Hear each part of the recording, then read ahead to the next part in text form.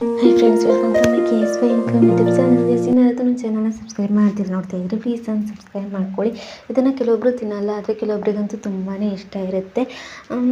ಇದು ಹಂದಿ ಮಾಂಸದ ರೆಸಿಪಿ. ಇದು ಒಂದೊಳ್ಳೆ ಪೋರ್ಕ್ ರೆಸಿಪಿ ನೀವು ಮಾಡಬೇಕು ಅಂದರೆ ಪಕ್ಕ ಈ ರೆಸಿಪಿನ ಟ್ರೈ ಮಾಡಿ. ಪೋರ್ಕ್ನ ಚೆನ್ನಾಗಿ ತೊಳೆದು ತೆಗೆದಿಟ್ಕೊಂಡ್ಬಿಡಿ. ಇವಾಗ ಮಸಾಲೆಗೆ ರೆಡಿ ಮಾಡ್ಕೊಳ್ಳೋಣ. ಒಂದು ಬಾಣಲೆಗೆ ಡ್ರೈ ಆಗಿ ಎಣ್ಣೆನ ಹಾಕ್ಕೋಬೇಡಿ. 1 ಸ್ಪೂನ್ ಆಗುವಷ್ಟು ಸಾಸಿವೆ, ಹಾಗೆ 1 ಸ್ಪೂನ್ ಆಗುವಷ್ಟು ಸೋಂಪು, ಹಾಗೆ ಒಂದೆರಡು ಚಕ್ಕೆ, ಹಾಗೆ ಒಂದೆರಡು ಲವಂಗ, ಹಾಗೆ ಒಂದೆರಡು ಏಲಕ್ಕಿನ ಹಾಕ್ಕೊಂಡು ಚೆನ್ನಾಗಿ ಡ್ರೈ ರೋಸ್ಟ್ ಮಾಡ್ಕೊಳ್ಳಿ. ಅದಾದಮೇಲೆ ಖಾರ ಸ್ವಲ್ಪ ಜಾಸ್ತಿನೇ ಇದಕ್ಕೆ, ಹಾಗಾಗಿ 1.5 ಟೀ ಸ್ಪೂನ್ ಆಗುವಷ್ಟು ಪೆಪ್ಪರ್ನ ಹಾಕ್ಕೊಂಡು ಚೆನ್ನಾಗಿ ಫ್ರೈ ಮಾಡಿ. ಡ್ರೈ ಫ್ರೈ ಮಾಡಿಬಿಟ್ಟು ಮಿಕ್ಸಿ ಜಾರ್ಗೆ ಹಾಕ್ಕೊಳ್ಳಿ. ಅದಾದಮೇಲೆ ಇದಕ್ಕೆ 1 ಗಡ್ಡೆ ಬೆಳ್ಳುಳ್ಳಿನ ಹಾಕ್ಕೊಳ್ಳಿ. ಬೆಳ್ಳುಳ್ಳಿನೂ ಜಾಸ್ತಿ, ಹಾಗೆ ಶುಂಠಿನೂ ಹಾಗೆ ಒಂದು 4-5 ತುಂಡು ಶುಂಠಿನ ಹಾಕ್ಕೊಳ್ಳಿ. 1.5 ಟೀ ಸ್ಪೂನ್ ಆಗುವಷ್ಟು ಅಚ್ಕಾರದ ಹುಡಿ, ಹಾಗೆ 1 ಟೀ ಸ್ಪೂನ್ ಆಗುವಷ್ಟು ಧನಿಯಾ ಹುಡಿನ ಹಾಕ್ಕೊಳ್ಳಿ.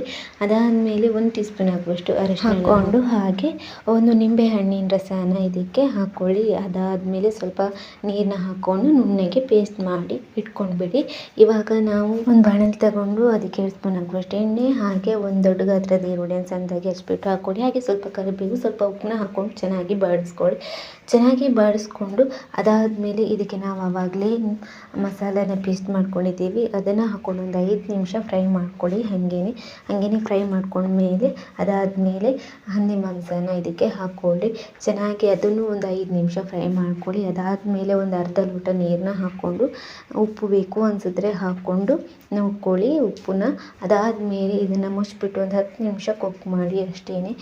ಇದು ಇವಾಗ ಚೆನ್ನಾಗಿ ಎಣ್ಣೆ ಬಿಟ್ಕೊಂಡು ಬೇಯೋದಕ್ಕೆ ಶುರು ಆಗುತ್ತೆ. ನಿಮಗೆ ಗ್ರೇವಿ ಯಾವ ಹದಕ್ಕೆ ಬೇಕು ಆ ಹದಕ್ಕೆ ಬರೋವರೆಗೂ ಚೆನ್ನಾಗಿ ಬೇಯಿಸಿ. ಅದಾದಮೇಲೆ ರೆಡಿಯಾಗಿರುತ್ತೆ ಸೂಪರಾಗಿ ಇರುವಂತಹ ಖಾರವಾಗಿ ಇರುವಂತಹ ಪೋರ್ಕ್ ಕರಿ ರೆಸಿಪಿ ಹಂದಿ ಬಾಡ್ ಊಟ ರೆಡಿಯಾಗಿರುತ್ತೆ. ನೀವು ಟ್ರೈ ಮಾಡಿ.